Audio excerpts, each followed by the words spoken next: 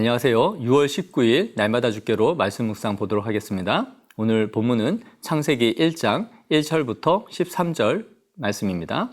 그리스도인들에게 당연히 여겨지는 것이 믿지 않는 사람들에게는 전혀 당연하지 않은 것들이 참 많이 있는데요. 그 중에 하나가 천지창조인 것 같습니다. 지구과학을 하는 사람들, 과학적으로 많은 논쟁이 되는 것이 지구의 탄생입니다. 그들의 이성으로는 도저히 천지창조가 하나님에 의해 이루어졌다라고는 받아들일 수 없는 것이죠. 그들은 원숭이가 진화되어서 사람이 되었다라고 하는 것은 쉽게 받아들이면서도 우주 만물을 창조하신 분이 하나님이시라는 것은 받아들이지 않습니다.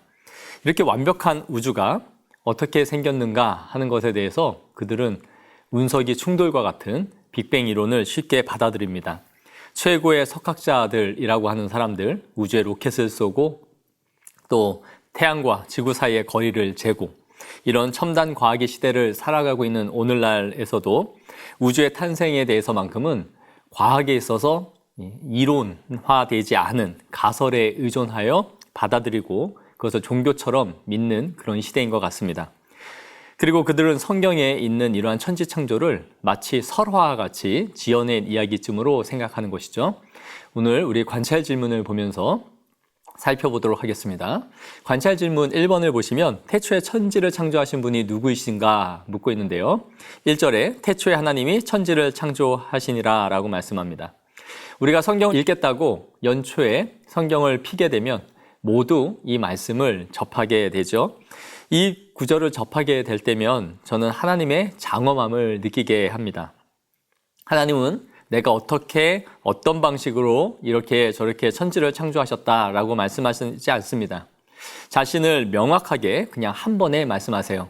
내가 바로 천지를 창조한 여호와 하나님이시다라는 것이죠.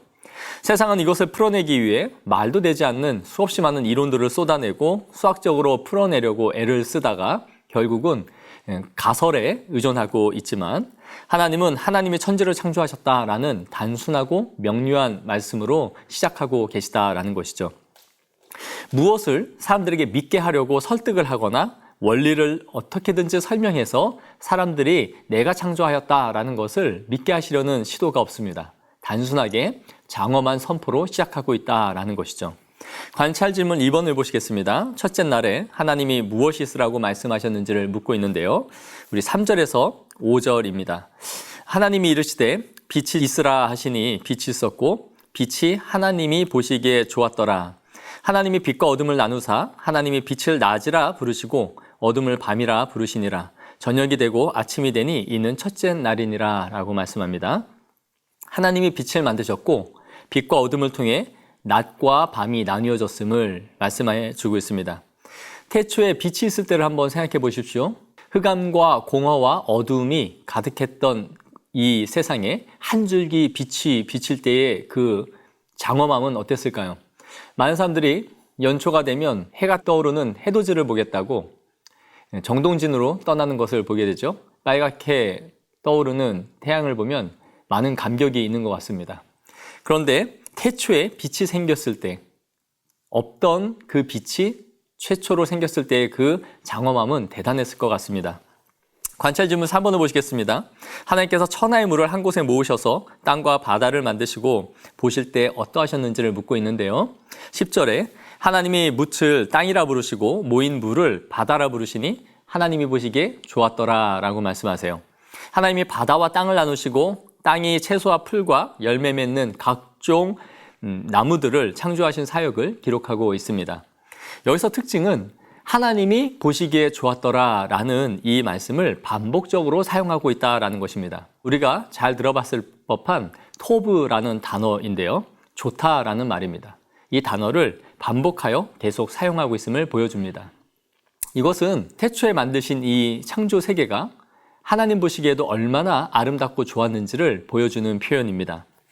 우리는 창세기 1장을 자주 읽어봤지만 이 구절을 보면서 얼마나 많은 감격을 하면서 읽고 있습니까? 휴가철이 되면 산으로, 들로, 바다로 많이 가지만 세상 사람들은 그곳에서 먹고 마시고 즐길 뿐 이것을 창조하신 하나님을 생각하지는 않습니다. 그러나 우리는 피고 지는 꽃을 보면서 또 바람 속에서도 하늘에 있는 구름을 보면서도 이 우주 만물을 창조하신 분이 우리 하나님 아버지이심을 생각할 때에 경탄하게 되고 찬양하게 되는 것이죠. 이 세상을 친히 만드신 분이 우리 하나님 아버지이시다라는 것을 생각해 보십시오. 그리고 우주를 운행하시고 다스려 가시는 분이 우리 아버지이시다라는 것을 생각할 때에 마음이 참 든든해지고 평안해지지 않습니까? 이 세상이 우연히 만들어졌다면 우리도 우연히 왔다가 우연히 가는 인생일 뿐입니다. 그러나 하나님이 목적하셔서 세상을 만드셨다면 우리 인생 한 사람 한 사람에게도 목적이 있음을 성경은 말해주고 있는 것이죠. 오늘 하루를 살아갈 때에 창조주를 모신 하나님의 자녀로서 감사와 기쁨 가운데 살아가시는 성도들이 되시길 원합니다.